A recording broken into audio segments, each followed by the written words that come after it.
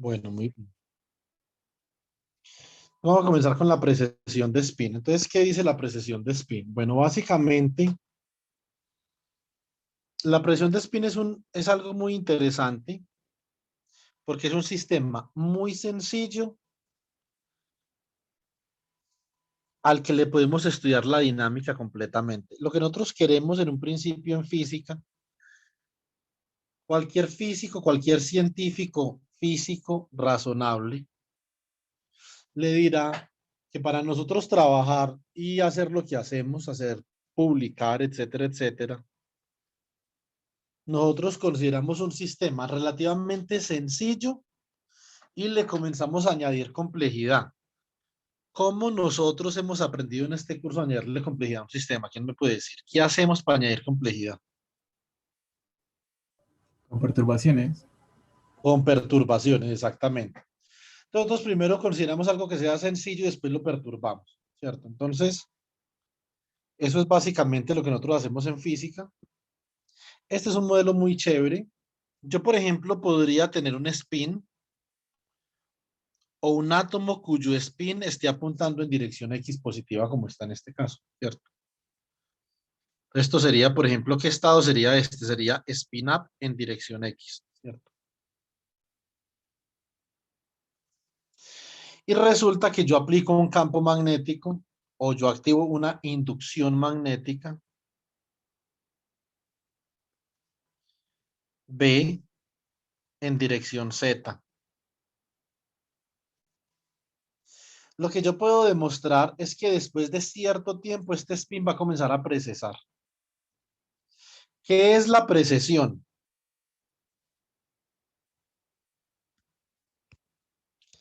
La precesión es básicamente un fenómeno en donde un momento magnético como este comienza a girar alrededor de un eje axial, ¿cierto? Como así. Eso es precesar, ¿cierto? Obviamente, entonces esto para un tiempo t, entonces nosotros vamos a tener una dinámica. Este va a precesar. ¿En qué dirección va a precesar? Va a precesar en un plano paralelo al eje Z dependiendo de la dirección del campo, ¿sí o no? ¿Cómo nosotros, desde la perspectiva de la mecánica cuántica, podemos predecir ese fenómeno de precesión? Entonces vamos a ver, vamos a considerar el hamiltoniano para spin precession. Esto está tanto en el capítulo 2 del Sakurai como en el capítulo 3. ¿Listo? Entonces lo pueden buscar en ambas partes. Profe, disculpe, ¿puede definir precesión? Sí, o sea, la definí hace 5 segundos. ¿Por qué no le gustó esa definición? No, no la entendí. La precesión simplemente es un giro. Es un giro perpetuo, perpetuo alrededor de un eje axial, ¿cierto? Yo acá, es que yo no tengo acá nada que pueda precesar, sino porque de pronto pongo a precesar el celular y daño la tablet, entonces no aguanto.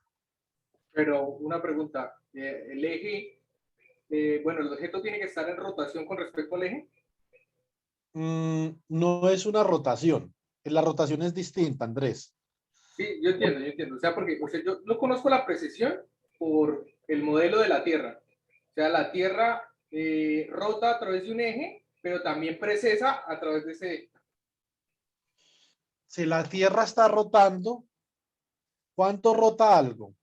Entonces, cuando todas sus componentes están girando, ¿sí o no? ¿Por qué la precesión no es una rotación desde el punto de vista, obviamente, formal de la geometría?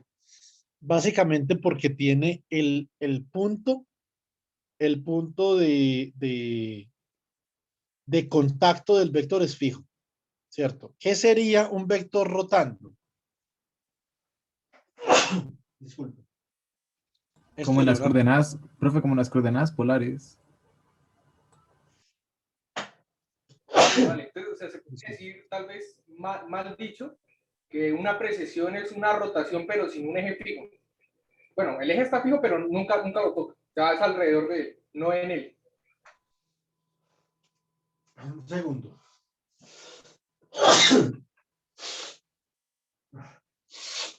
Sí, o sea, una precesión, usted tiene este punto fijo y comienza a hacer este movimiento, ¿cierto? Una rotación, o sea, yo tendría que estar más seguro para contestar una cosa, pero igual la voy a decir. Entonces, un segundo.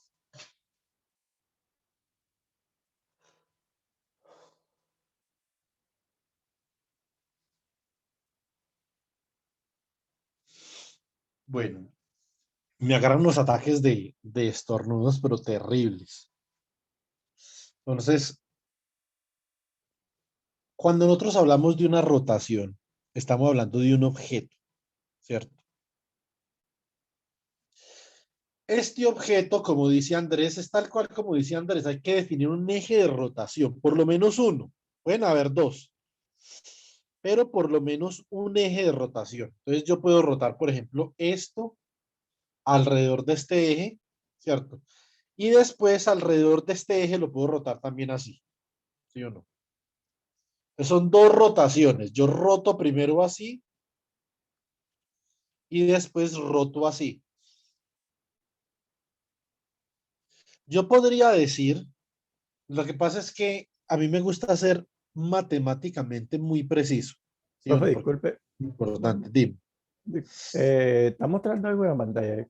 Creo que acá se me congeló. No sé si soy el único. En la cámara, parce, es en la cámara. Una cámara. Ah, bien, bien. Gracias. Entonces, este objeto, chicos, gira, ¿sí o no? No precesa. Esto es una rotación. Esto es una rotación, por ejemplo, alrededor del eje de simetría o de cuasisimetría. De este punto, ustedes también pueden rotar, por ejemplo, el celular alrededor del eje de menor simetría. ¿Sí o no? También podría ser.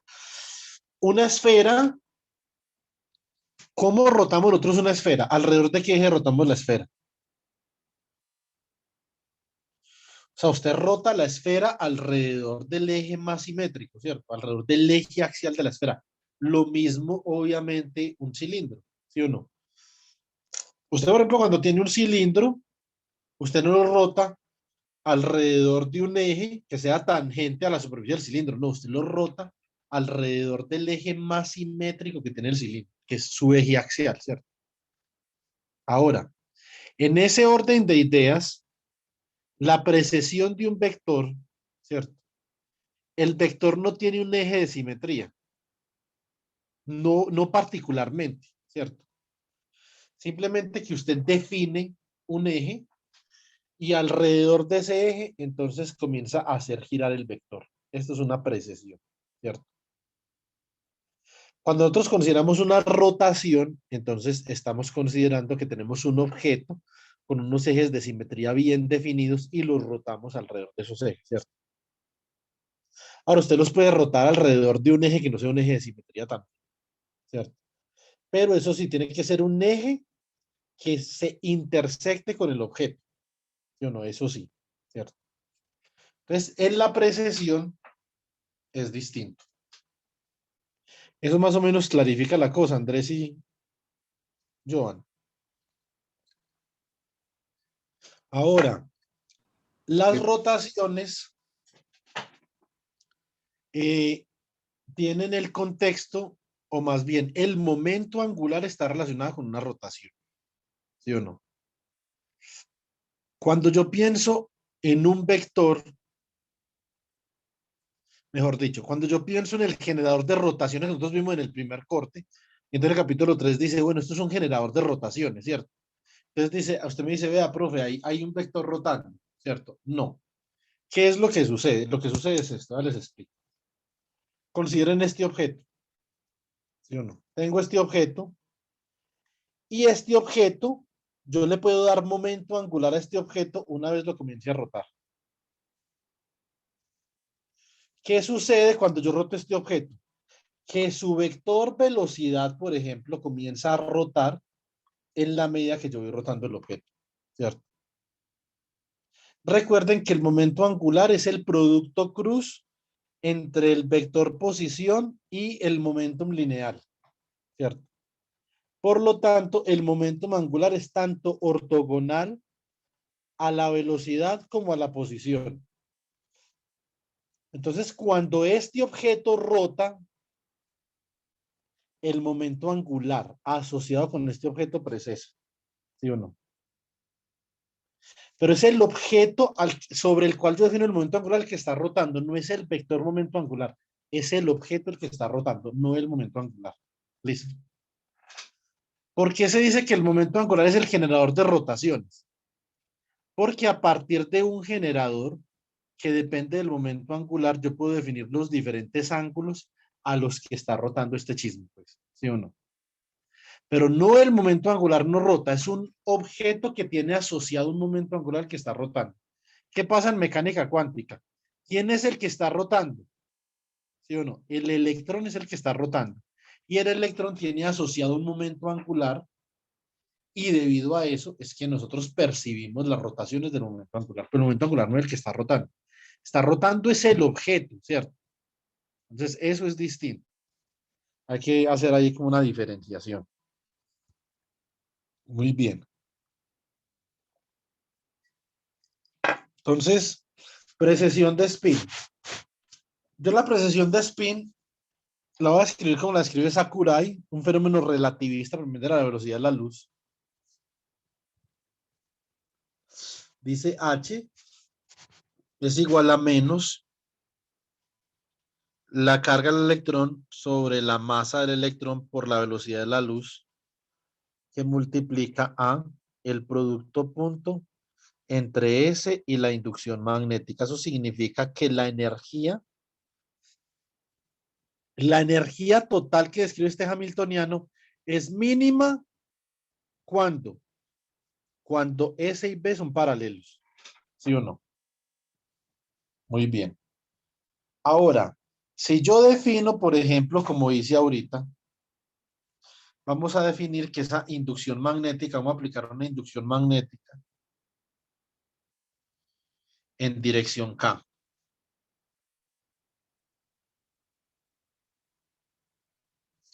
Por lo tanto, el hamiltoniano en ese caso queda B.S, entonces sería SZ, y este hamiltoniano me queda como menos E sobre M por C. Acá queda B sub 0 por SZ. ¿Sí o no? Muy bien. Nosotros obviamente quisiéramos de este hamiltoniano, queramos hallar los autovalores y los autovectores. Esto es muy sencillo. Vamos a expresar SZ en términos de matrices de Pauli, o sea que esto queda como menos E por B sub 0 sobre ME por C. Esto queda H barra medios por sigma Z. ¿Sí o no? Entonces, ¿cómo queda esta vuelta? Esto queda como menos EH barra por B sub 0 sobre 2 MC por una matriz que es un 1, 0, 0 y menos 1. Por lo tanto, este hamiltoniano tiene dos energías. Una energía para la precesión de un spin-up, que sería menos E H barra B sub 0 sobre 2 ME por C. Y energía para spin down, que es o sea, ahora más E porque menos por menos da más. Esto es más E H barra B sub 0 sobre 2 ME por C. ¿Sí o no? Esas son las dos autoenergías de mi sistema, ¿cierto? Bueno, muy bien. De la forma más general posible, el Sakurai, ¿qué hace? Define el hamiltoniano como una frecuencia omega, ¿cierto? Por SZ, ¿sí o no? Muy bien. ¿Por qué? Les voy a explicar. Resulta que como nosotros vimos típicamente, las energías, estas energías de acá, bueno, yo puedo definir, por ejemplo, E sigma, donde sigma puede ser más o menos 1. Esto va a ser, puede ser, esto es menos sigma, o lo puedo escribir así, menos más por EH barra, así, espera un momentico. E por B sub 0, un segundo. E B sub 0 sobre ME por C por H barra sobre 2. Y esto yo lo puedo escribir como menos más H barra omega medios. De acá, entonces, obviamente, ¿quién es omega? Omega, puedo decir yo que es igual a la magnitud de la carga por B sub 0 sobre MEC. ¿Cierto? Eso es lo que yo podría decir que es omega. Bueno. Entonces,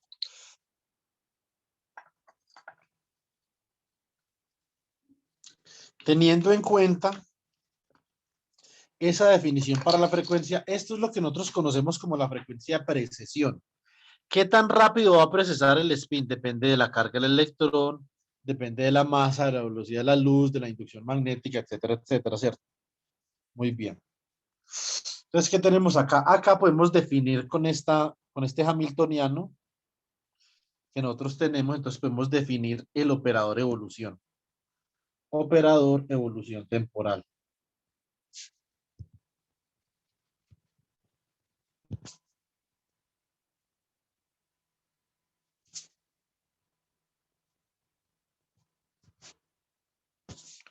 ¿Cierto? Entonces, ¿cómo queda esto?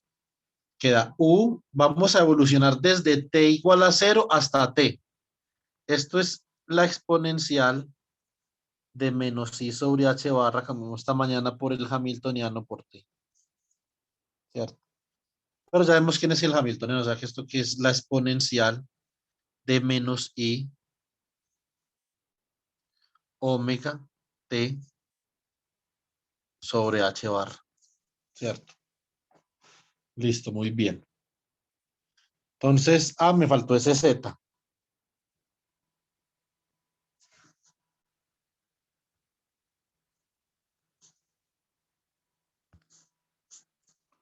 Listo, chicos. Bueno, entonces nosotros obviamente, y ya nosotros sabemos cuáles son los autovalores de esto, ¿cierto?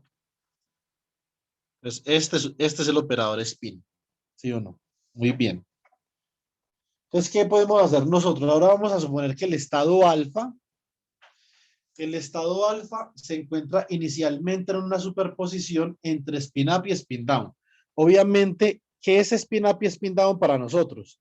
Spin up y spin down son unos autoestados de este hamiltoniano. O sea que esta es una base autovectora del hamiltoniano, ¿cierto? Por lo tanto, como el estado alfa está inicialmente en una superposición de spin up y spin down, nosotros en esta superposición debemos de suponer que el estado alfa tiene una dinámica no trivial para un tiempo arbitrario t. Porque el estado alfa no es un autoestado del hamiltoniano, es una superposición de autoestados del hamiltoniano. Y eso obviamente fue lo que nosotros habíamos quedado esta mañana, ¿sí o no? Entonces, ¿qué es lo que nosotros podemos decir para t? ¿Cierto? Para t, ¿cómo quedaría t? Entonces, recuerden que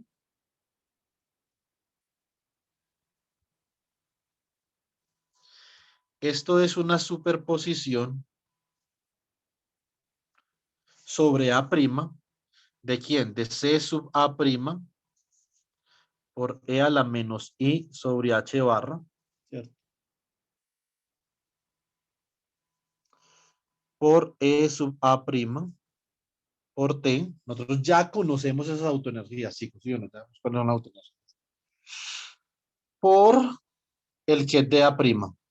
¿Cierto? Donde los kets de A' son una base autovector del hamiltoniano. Pero acá los kets de A' son spin up y spin down, y acá tenemos entonces E up y E down. Es que esta vaina queda sumamente sencilla acá. ¿Cuáles son las autoenergías acá? Las autoenergías EA', serían entonces, ¿qué nos quedaría acá? Las autoenergías serían omega, que multiplica a más o menos h barra medios. ¿Sí o no? Muy bien. Entonces, tenemos que esto es simplemente C más por E a la menos I sobre H barra por omega por H barra medios, ¿cierto? Por T por el get up más C menos por E a la I sobre H barra por omega por H barra medios por T por spin down.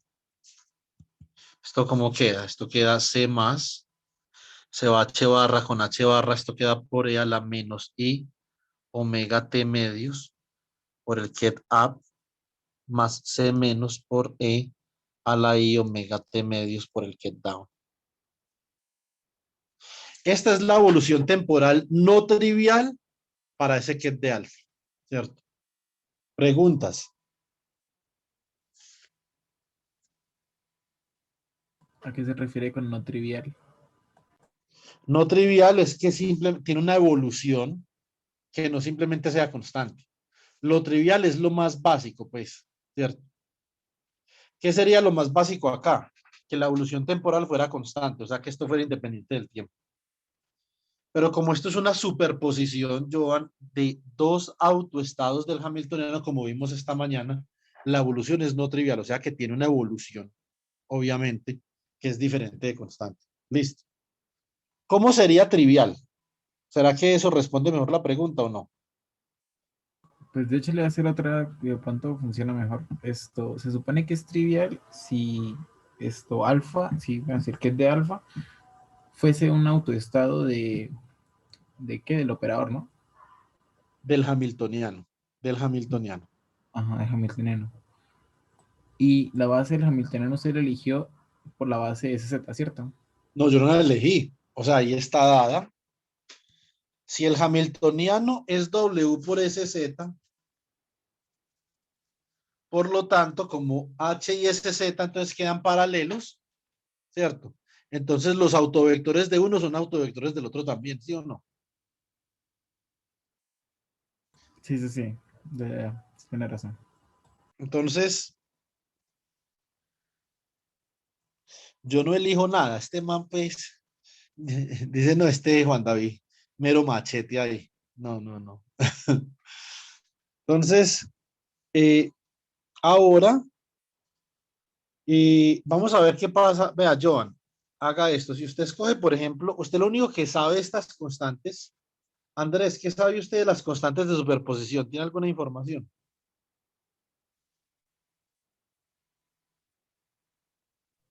Constantes de superposición, a ver.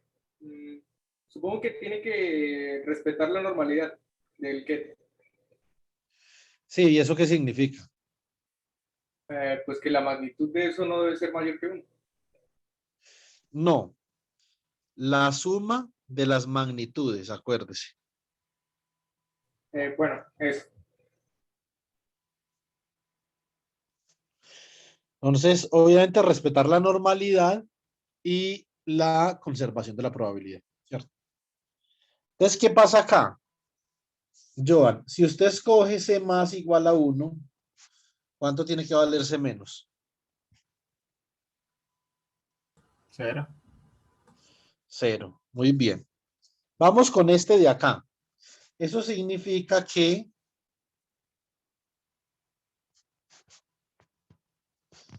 el ket arbitrario en un tiempo t simplemente sería ¿quién? Se E a más la por menos spin up.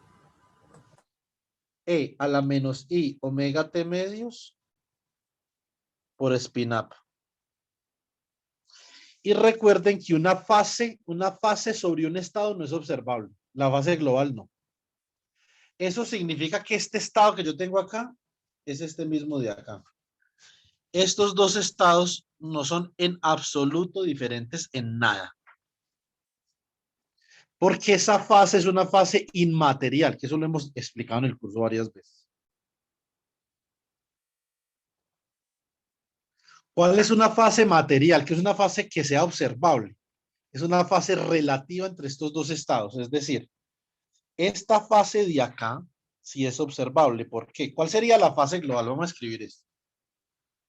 Alfa T, entonces para C más diferente de 0, C menos diferente de 0, ¿cierto? Esto sería C más E a la menos I omega T sobre 2 por spin up más C menos E a la I omega T sobre 2 spin down. ¿Sí o no? ¿Cuál sería una fase global acá, Joan? Pille, pues, factorice E a la menos I omega T.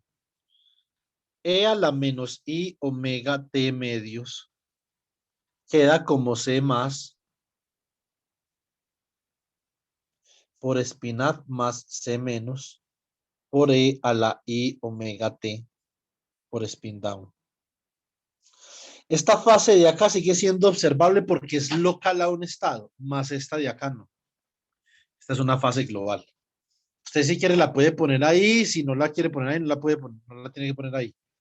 Entonces, todo que es global, ¿cierto? Usted simplemente lo puede premultiplicar por cualquier cosa que sea una fase y esto realmente no tiene ninguna relevancia física. Eso tiene que ver con el hecho de que pues, yéndonos a matrices y a vectores, pues es un vector que se está haciendo más grande, pero en realidad no puede cambiar por la normalidad. Yo no había pensado en eso. Tendría que pensar la respuesta. Entonces no estoy seguro. No porque la norma de esto es 1, Andrés. La norma de una fase. ¿Sí me entiende? O por eso mismo, porque no se puede, o sea, ¿cómo decirlo? Es como una constante por un vector, pero pues el vector tiene la condición de que no puede cambiar su norma.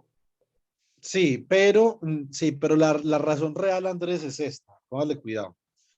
Tomamos que usted tiene este estado alfa de T. Y esto, obviamente, digamos que es, no sé, spin up. Lo que no puede cambiar, ¿qué es lo que no puede cambiar? El bracket, ¿cierto? El bracket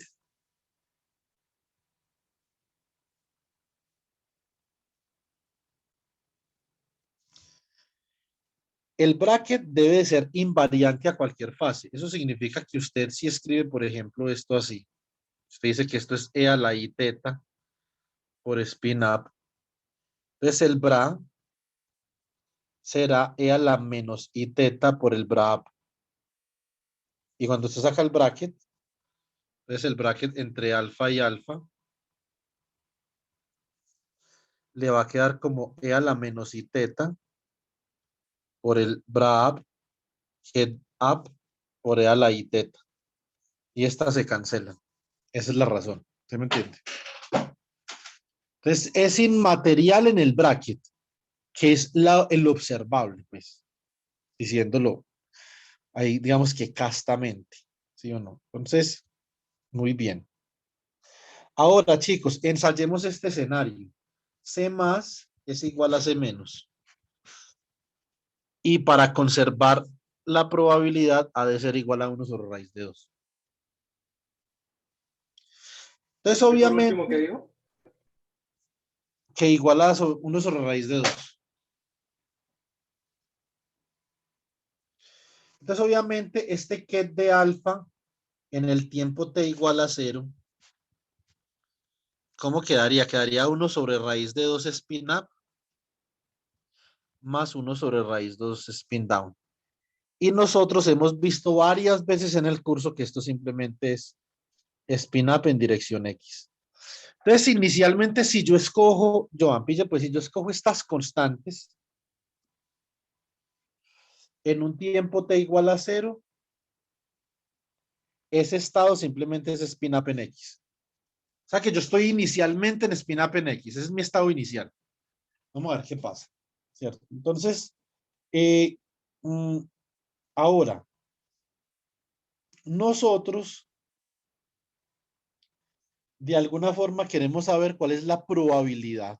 ¿Con qué probabilidad después en un tiempo t vamos a encontrar el estado en spin up en X o en spin down en X, ¿cierto?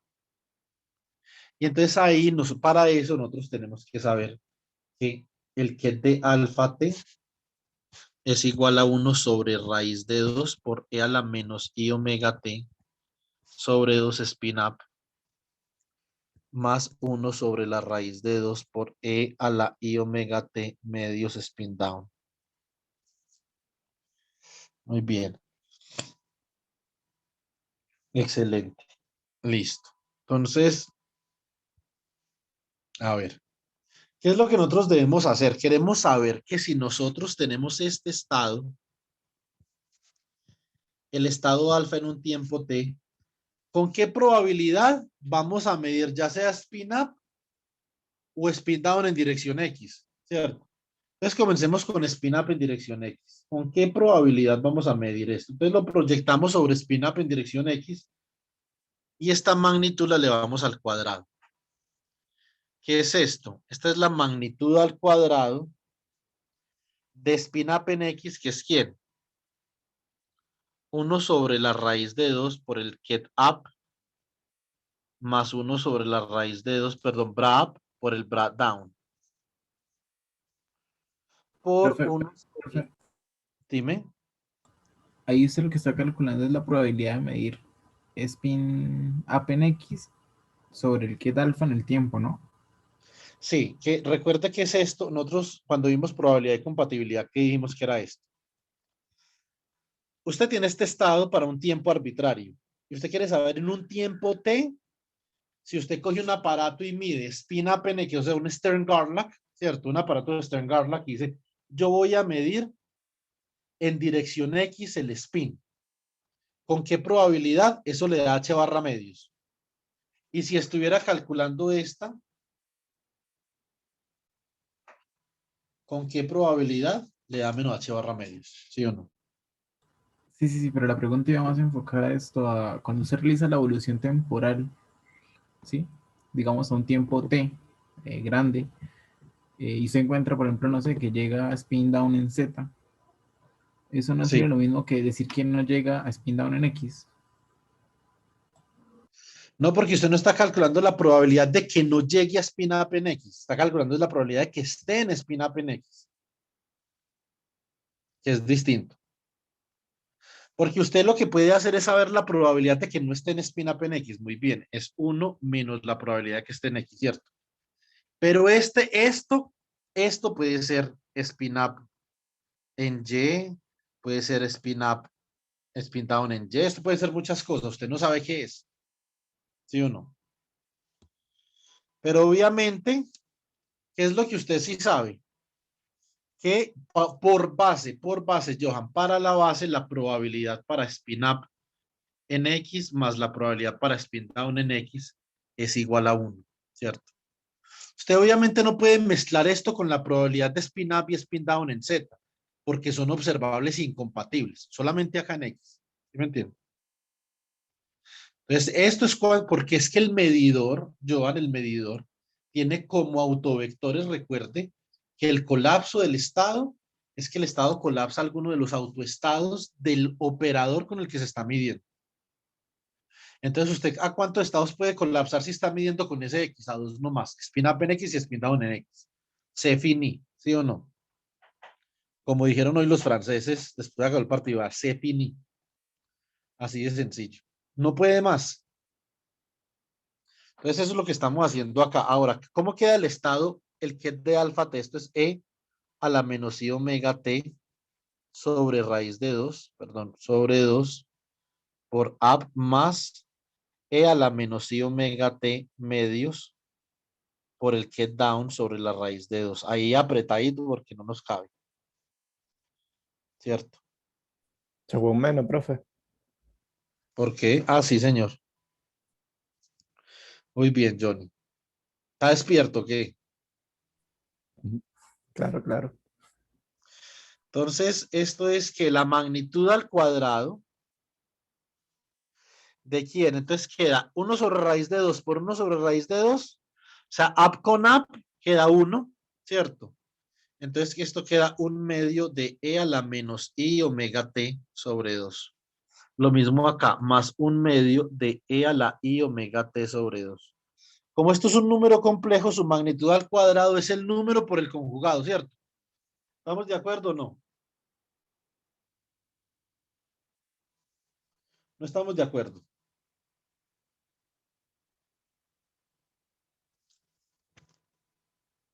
Magnitud al cuadrado z por z asterisco, ¿sí o no, chicos?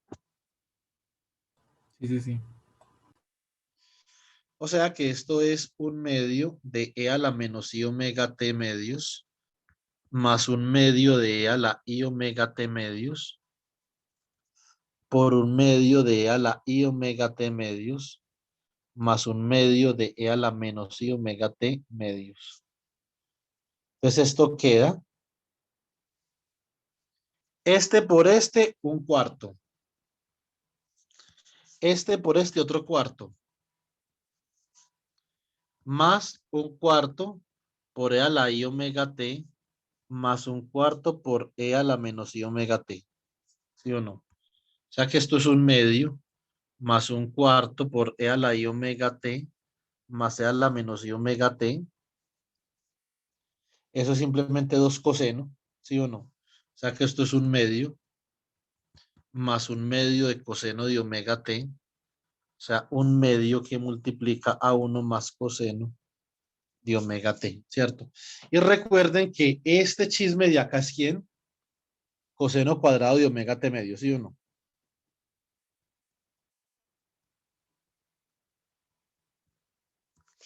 Esa es la probabilidad para yo observar, para que cuando yo mida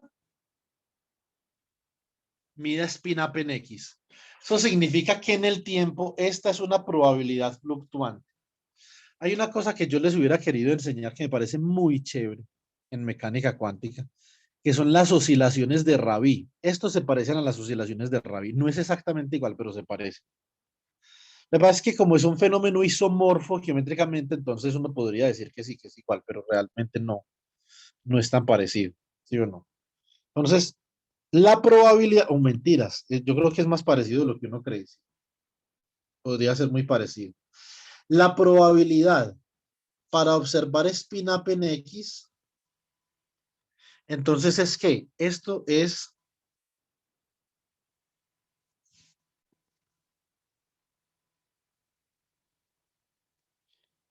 como algo de esta forma. Tenemos, vamos a graficar contra omega t. Tenemos 1/2 de coseno de omega t. Entonces, ¿qué hacemos acá? Tenemos 1 más coseno de omega t. Coseno de omega t es como algo así, ¿cierto? Si le sumamos un 1 a esto, nos queda como algo así.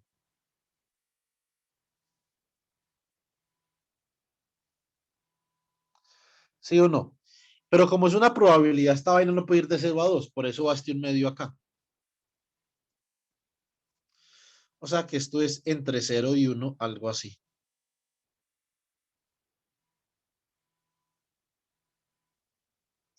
O sea que dependiendo del tiempo en donde ustedes estén evaluando la situación, ustedes pueden hallar en estos puntos de acá la probabilidad para hallar,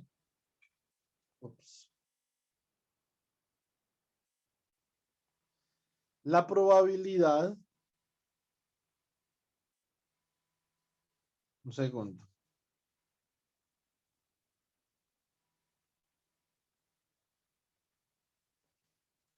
Me voy a descargar este chisme de acá.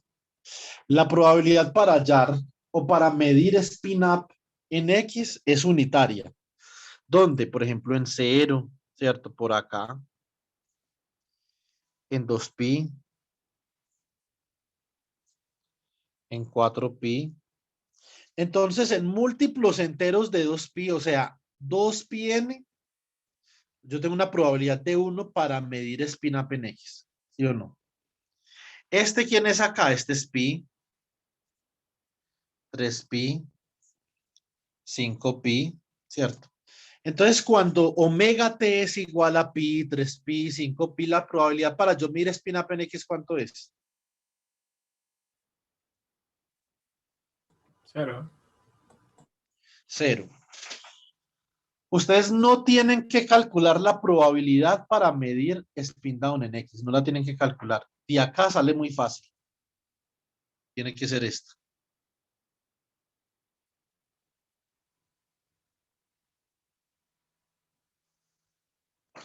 Que en cualquier tiempo la probabilidad para spin up en X y para spin down en X,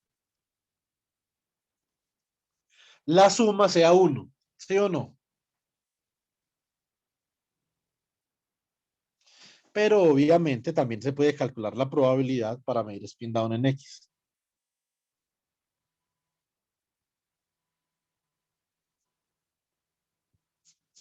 Acá.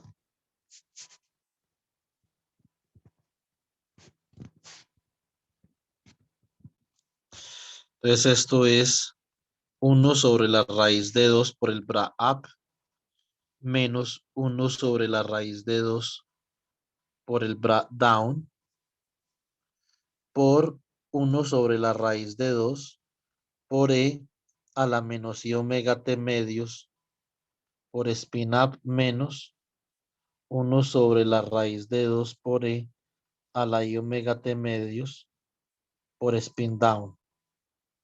Esto al cuadrado, ¿cierto? ¿Cómo queda esta vuelta acá? Entonces esto quedaría la magnitud al cuadrado de 1/2 por e a la menos i omega t medios menos,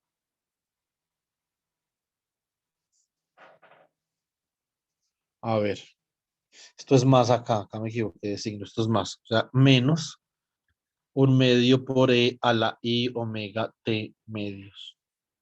Entonces, ¿cómo queda esto? Esto queda 1/2 por e a la menos i omega t medios menos 1/2 por e a la i omega t medios por el conjugado que sería 1/2 por e a la i omega t medios menos 1/2 por e a la menos i omega t medios.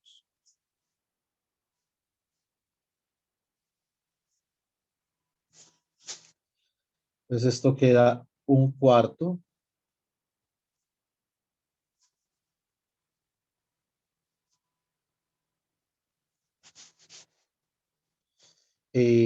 menos por menos da más 1/4. Entonces este menos por más de acá, entonces da menos 1/2, ¿cierto?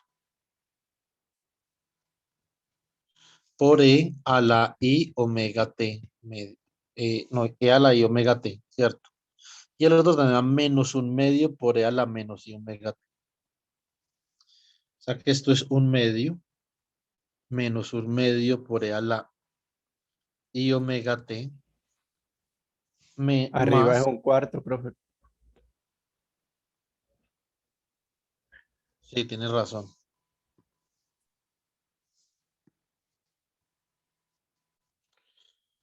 Acá sí o no. Sí. Y acá también. Entonces esto queda como 1/2 menos 1/2 coseno de omega t. O sea que esto es 1/2 por 1 menos coseno de omega t. Y por las identidades del ángulo doble, entonces ¿cómo queda esto? Esto queda como sencillamente seno al cuadrado de omega t medios. Que no es otra cosa que la gráfica que acabamos de hacer acá, ¿cierto? Para la probabilidad para spin down.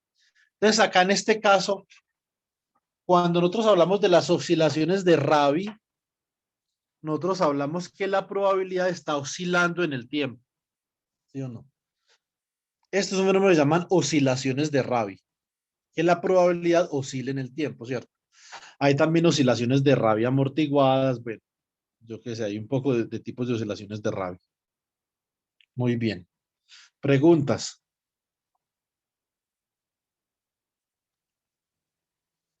Profe, eso significaría que o sea, que el vector alfa, t, o sea, no sé cómo decirlo, o sea, porque si la probabilidad dice que el estado alfa, t, esto, ¿cómo llama eso? ¿Cómo llama eso? No sé cómo decirlo, o sea, como que llega al estado spin down en X. Sí, no, no sé cómo decirlo. Esto, pero entonces sería como si estuviera rotando, o sea, porque en un cierto tiempo lo encuentra y en cierto tiempo no lo encuentra. Exactamente, es que por eso precisamente es que nosotros llamamos a este fenómeno precesión. Porque como usted va a poder ver, la probabilidad acá, si usted, por ejemplo, hace acá un eje paralelo, entonces usted en cierto tiempo el spin está seguramente acá, y en el otro tiempo está seguramente acá. ¿Sí me entiende? Entonces va spin up, spin down, periódicamente, up, down, up, down. La única forma para que eso sea posible es que el spin esté precesando alrededor del eje Z. No hay ninguna otra forma. Pero obviamente para usted poder confirmar eso, el spin en Y tiene que tener el mismo tipo de dinámica, ¿sí o no? Tiene que ser también oscilatoria, ¿cierto? Porque si no, entonces obviamente no. Ahora, si nosotros hacemos esa vuelta y si nosotros calculamos esa probabilidad y también nos da oscilatoria, entonces lo que nosotros podemos ver es que la posición del spin va a comenzar a fluctuar acá. ¿Sí pilla?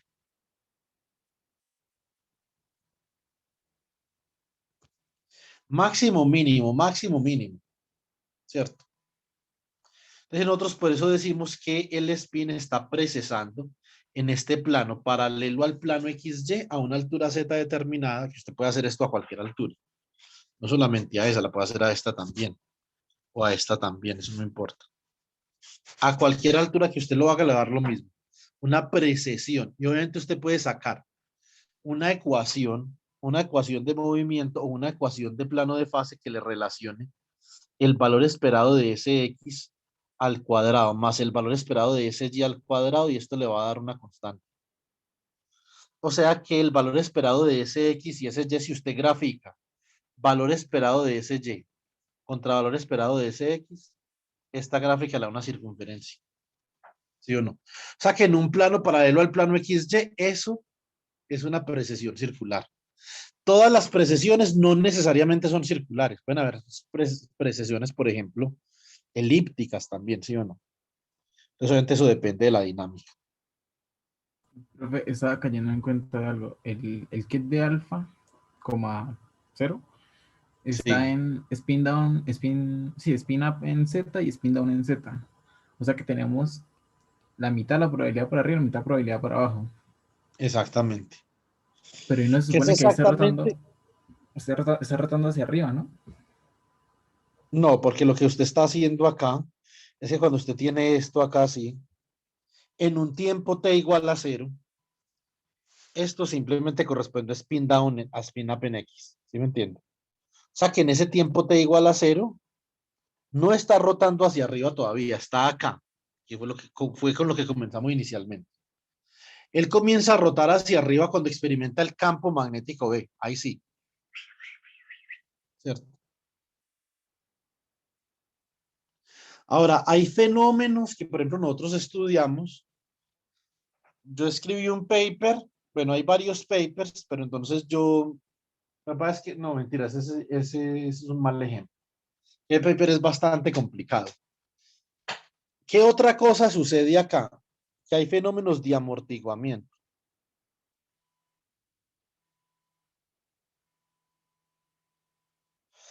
Lo que pasa es que nosotros estudiamos el fenómeno de amortiguamiento para el spin de una molécula en condiciones eh, de dinámica muy altamente no triviales, ¿cierto? Esto es una dinámica, la que nosotros tenemos acá, esto es una dinámica no trivial, pero tampoco pues es lo más no trivial del mundo, ¿sí o no? Esto puede ser realmente no trivial, tremendamente no trivial, ¿sí o no? Eso depende del campo, quién sea la excitación de la precesión, ¿cierto? ¿Quién está causando o procurando la precesión? Eso depende mucho. Entonces, en los sistemas que nosotros trabajamos, que Joan ya los conoce bastante bien, tenemos, por ejemplo, un metal acá, otro metal acá. Tenemos acá una molécula y la molécula tiene un centro metálico que genera spin. Y resulta que debido al voltaje que hay entre estos metales, que ese es el punto, si el voltaje es muy complejo, esta precesión de acá se vuelve muy compleja. Esta dinámica de acá se vuelve muy compleja. ¿Sí o no? Ese es el punto. El voltaje de nosotros, o sea, ¿qué voltaje teníamos nosotros? Teníamos un voltaje así, con un voltaje de puerta.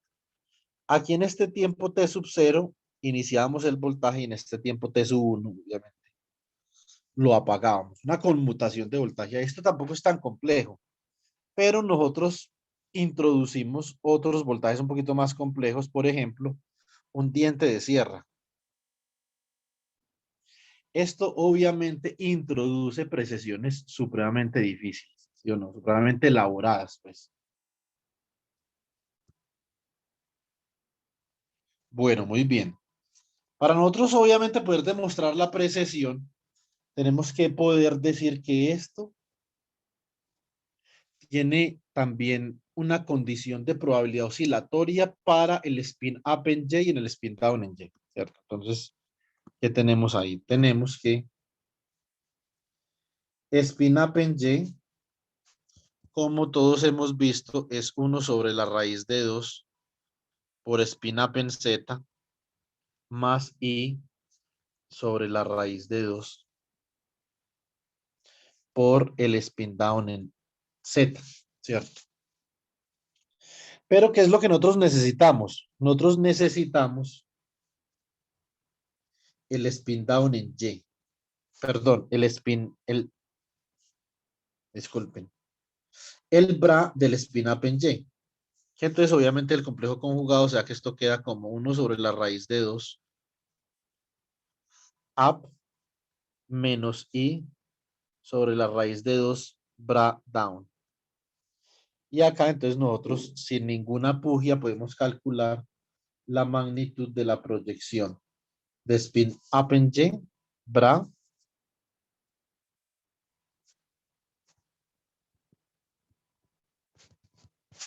sobre alfa t al cuadrado, ¿cierto?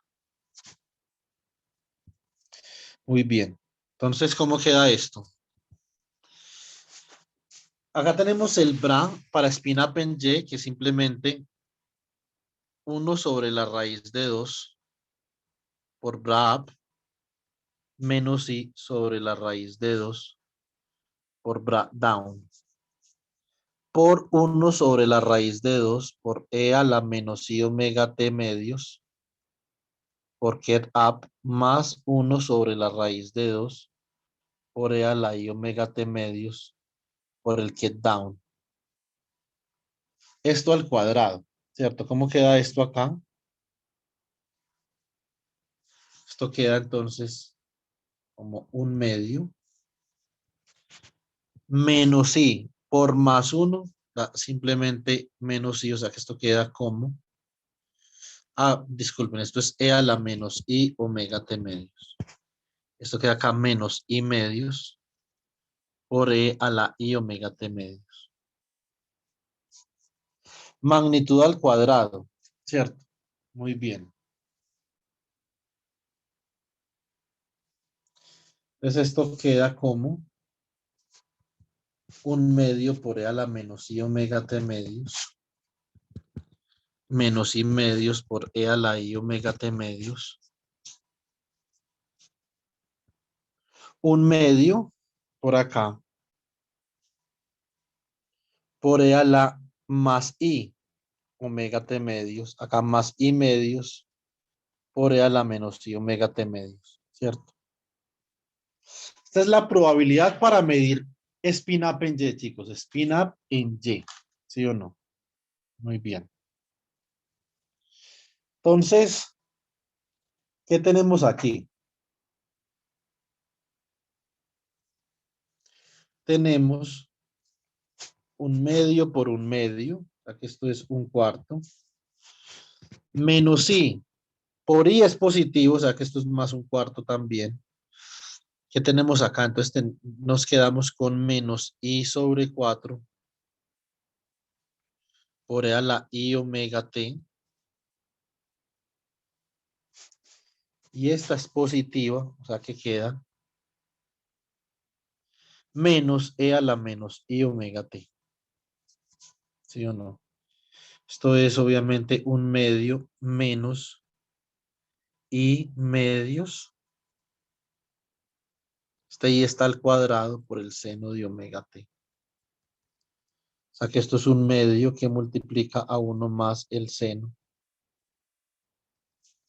de omega T. ¿Cierto? Muy bien. Listo. Esta es la probabilidad. Acá demostramos que la probabilidad para spin up en Y es oscilatoria de esta forma. Ahora, la probabilidad para spin down en Y es sencillo, es 1 menos la probabilidad para spin up en Y, ¿cierto? O sea que esto es 1 menos un medio menos un medio seno de omega T. Y esto da un medio menos un medio seno de omega T. Y esto es igual a un medio que multiplica a 1 menos seno de omega T. ¿Cierto? Entonces grafiquemos estas probabilidades que como nosotros podemos intuir también tienen la forma de oscilaciones de Rabi. ¿Sí o no? Muy bien.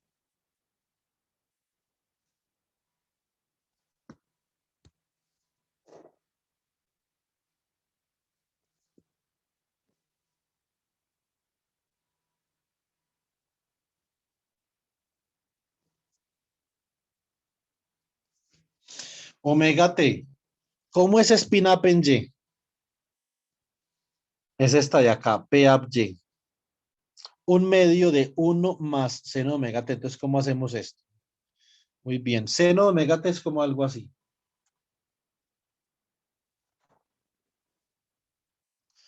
Le sumamos 1, ¿sí o no? Si le sumamos 1 a ese seno, entonces sería como algo así.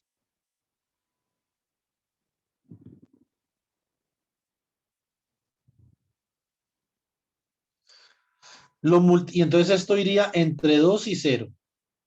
Y lo multiplicamos por un medio. Entonces ahora esto de acá queda de esta forma, pero así.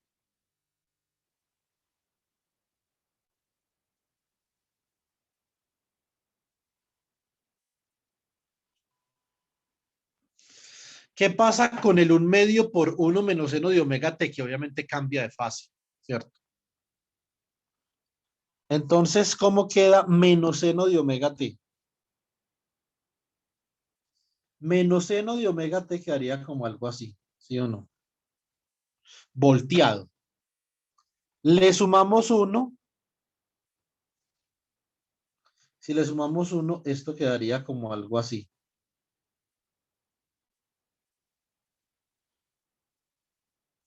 Y lo multiplicamos por un medio, entonces finalmente quedaría como algo así.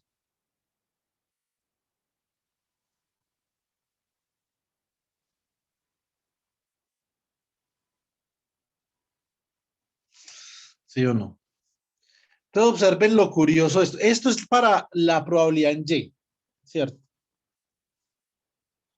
Para la probabilidad, esta azul es la probabilidad para medir spin up en Y.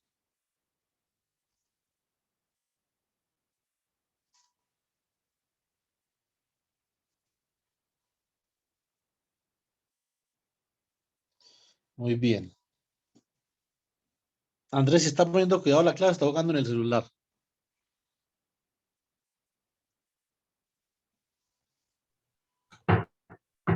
Ahí vamos. Pero, ¿cuál es la respuesta? ¿Si está prestando atención o no? Sí, estoy explicando cómo varían las probabilidades con respecto al spin en Y para demostrar la precesión. Ok. Entonces ahora, spin down en Y es negro. ¿Cuál es la curiosidad acá?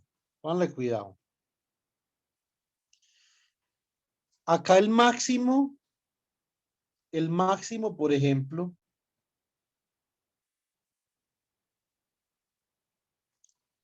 es decir, cuando nosotros tenemos una probabilidad de 1 para medir el spin en dirección negativa Y, ¿es dónde?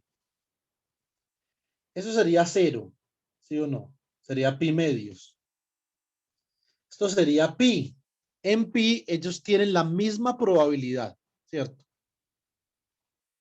Ambos tienen una probabilidad de 1 medio.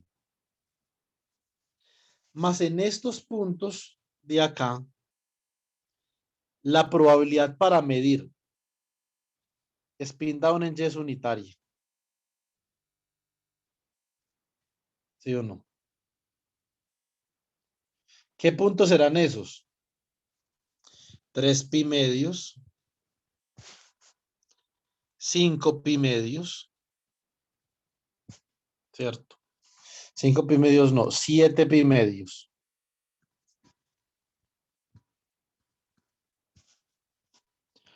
11 pi medios. 15 pi medios, ¿sí o no? ¿Dónde es máxima la probabilidad para medir spin up en Y?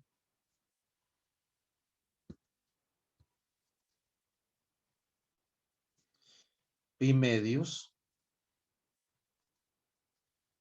5 pi medios. 9 pi medios. 13 pi medios. Se alterna a 90 grados con los máximos para medir la probabilidad en X positiva y en X negativa. ¿Sí o no? Eso significa que si acá, por ejemplo, yo mido con certeza unitaria a spin up en X, acá mido con certeza unitaria spin up en Y. Acá mido con certeza unitaria spin down en X, acá mido con certeza unitaria spin down en Y. Aquí acabo de mostrar que una precesión del spin en un plano paralelo a, al, A XY, ¿no? Al plano XY, solo que está elevado en Z. al plano XY, exactamente. ¿Qué pasaría, Joan, si no hubiera una superposición? Si no hay una superposición, ¿cierto? Por ejemplo, la probabilidad para observar Z más, ¿cierto? Entonces es igual, obviamente, independientemente de si es la probabilidad en dirección Z positiva o la probabilidad en dirección Z negativa, eso no importa, ¿sí o no? Ustedes pueden demostrar que para Z, probabilidad para medir spin up en Z es 1 medio. La probabilidad para medir spin down en Z también. ¿Qué es lo que cambia? Lo que cambia es el valor esperado. Eso sí cambia.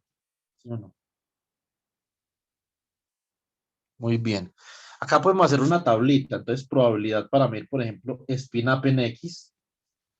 Nos dio 1 medio que multiplica a 1 más coseno de omega t.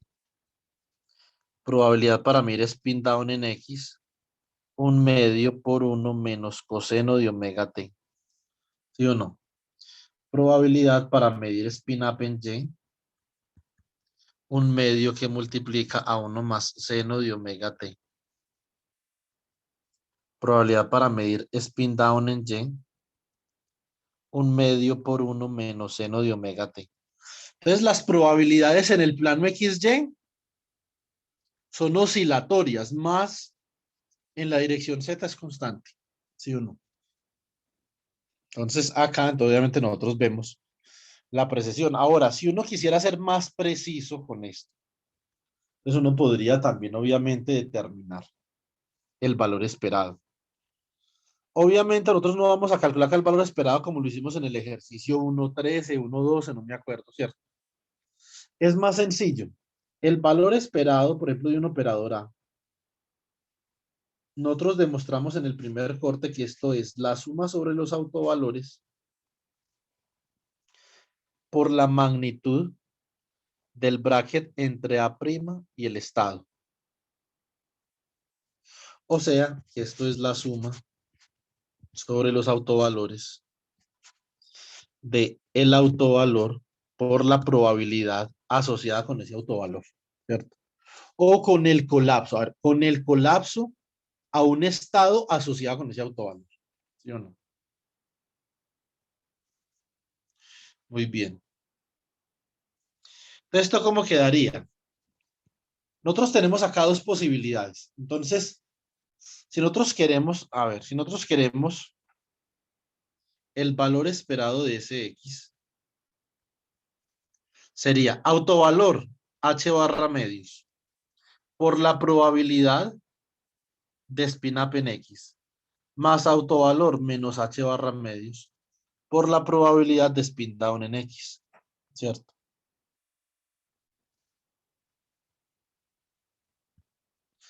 ¿Quién era la probabilidad acá? Un medio que multiplica a 1 más coseno de omega menos H barra medios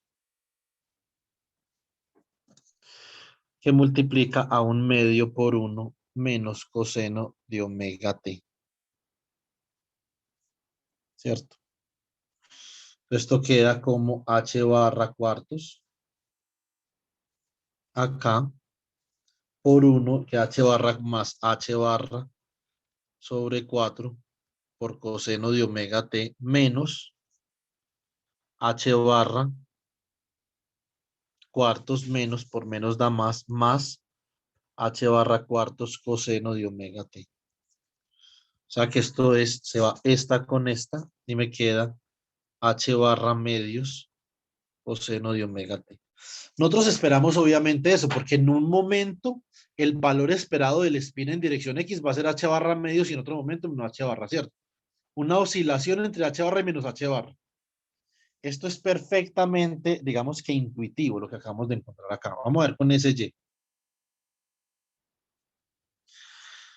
Entonces, autovalor, que es H barra medios por la probabilidad de medir spin up en Y, más autovalor, que es menos H barra medios por la probabilidad de medir spin down en Y.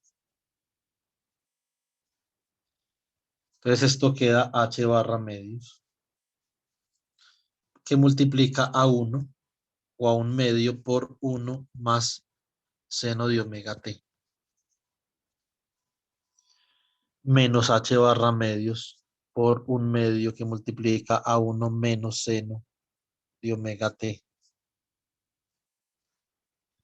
Entonces H barra cuartos más H barra cuartos seno de omega t menos H barra cuartos más H barra cuartos seno de omega t. Se va este con este. ¿Y cómo queda esto? Esto queda H barra medios seno de omega t. ¿Sí o no? Entonces,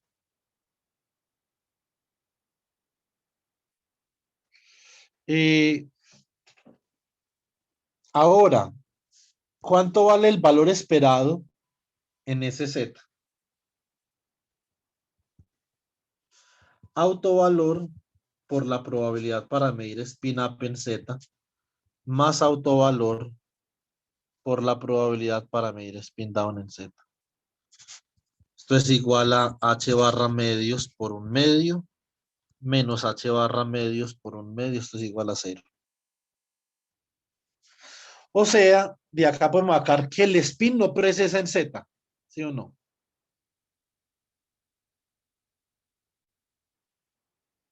Muy bien. Ahora, vamos a hacer lo siguiente. Nosotros ya sabemos, podemos, por ejemplo, graficar acá.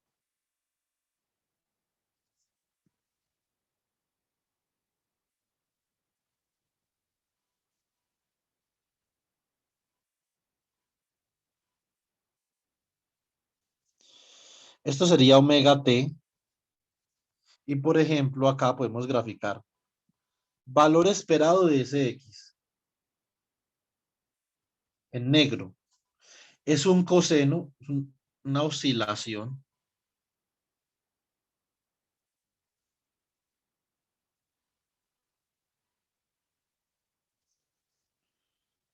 entre más h barra medios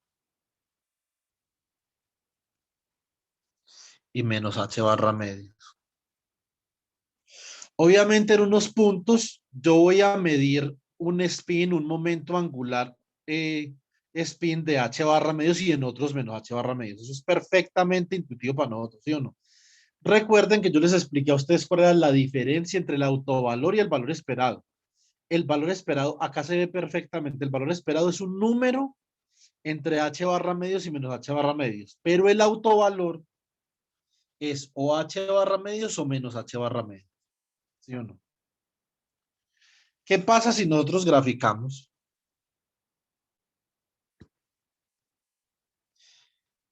Ahora vamos a graficar SY, que simplemente es h barra medios por el seno de omega t, ¿cierto? Va a ser como algo así.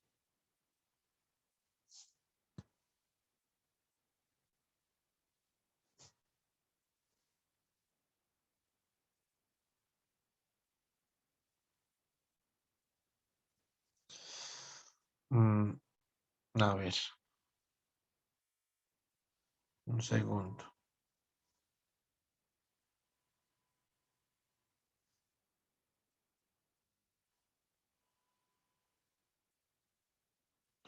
Ay, perdona pues la gráfica tan fea, ¿cierto? Entonces, ahorita había quedado más bonita.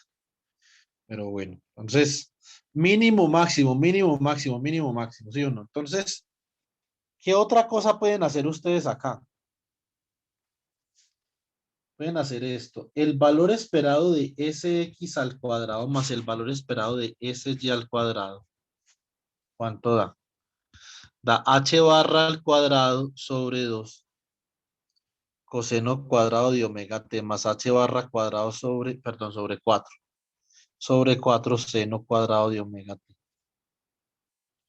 sea que esto es, ¿qué nos queda acá? Esto nos queda h barra cuadrado sobre 4 por coseno cuadrado de omega t más seno cuadrado de omega t. Y esto simplemente es h barra al cuadrado sobre 4. Por lo tanto, sino de esta operación, nosotros podemos obtener que Sx, el valor esperado de Sx al cuadrado, más el valor esperado de Sy al cuadrado, es igual a h al cuadrado sobre 4. Eso significa que en el plano fase,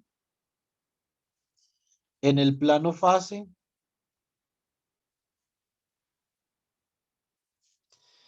valor esperado de Sx y el valor esperado de Sy describen una circunferencia de radio h barra medios. Hay una precesión clarísima, ¿sí o no?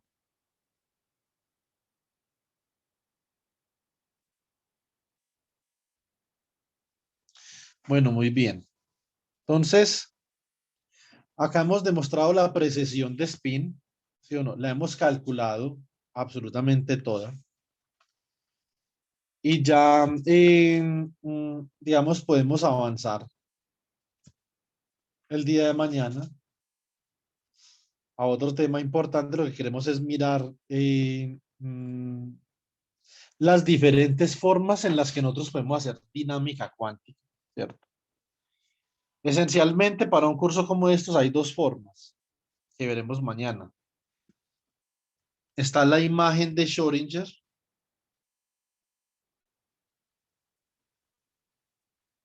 que se hizo Andrés.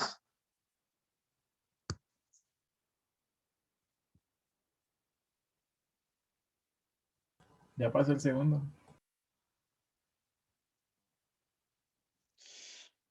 ¿Por qué? ¿Cómo así?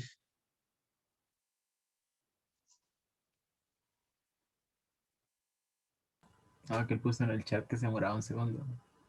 Ah, ya. Bueno, muy bien. Entonces, estas dos imágenes. En esta imagen El estado puede variar con el tiempo, pero el operador nunca. Los operadores son constantes en la imagen de Schrödinger.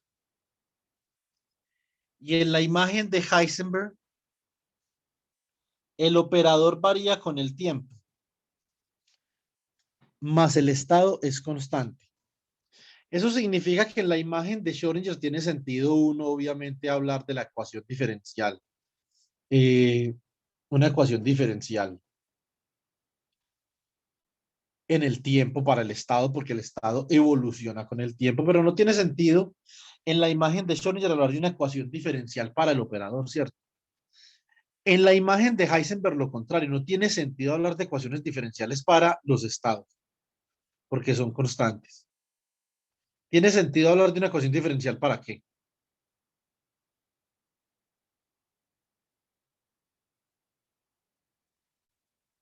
Los operadores, ¿no? Para los operadores, ¿cierto? Que se llama Heisenberg Equation of Motion, ¿cierto?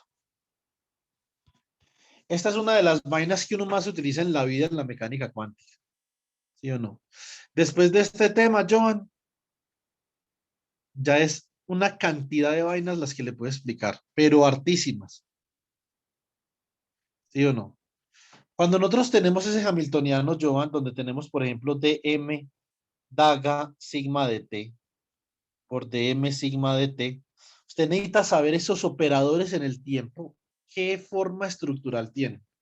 Para usted saber eso, necesita esto, la ecuación de movimiento de Heisenberg. Necesita una ecuación diferencial que le permita evaluar la evolución temporal de los operadores. Eso obviamente en la imagen de Schrödinger no tiene sentido porque el operador es constante. Nosotros vamos a ver que ambas descripciones de la mecánica cuántica son análogas. Son básicamente la misma cosa, ¿cierto? Entonces, ¿eso qué significa en mecánica cuántica? Que eso conduce al mismo observable. Simplemente son dos formas diferentes de ver la mecánica cuántica. Una con un estado cambiante con el tiempo y un operador estático, y la otra con un estado estático y un operador cambiante con el tiempo. La pregunta acá básicamente es quién es el portador de la dependencia temporal.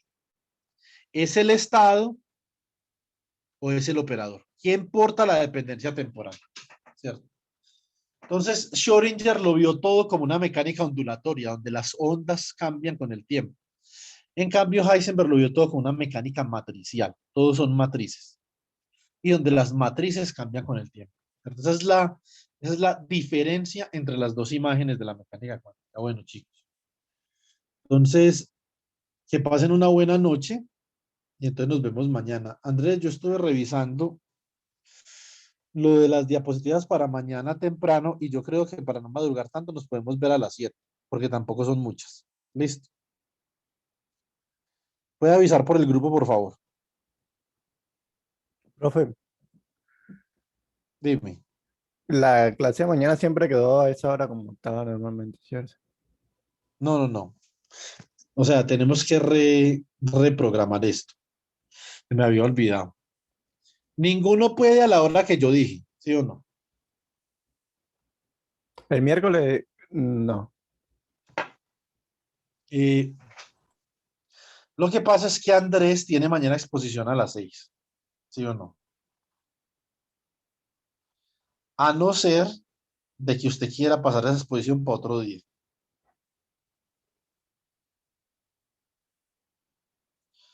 ¿Cómo va de tiempo para esa exposición? Espera un momentico, yo cierro la grabación.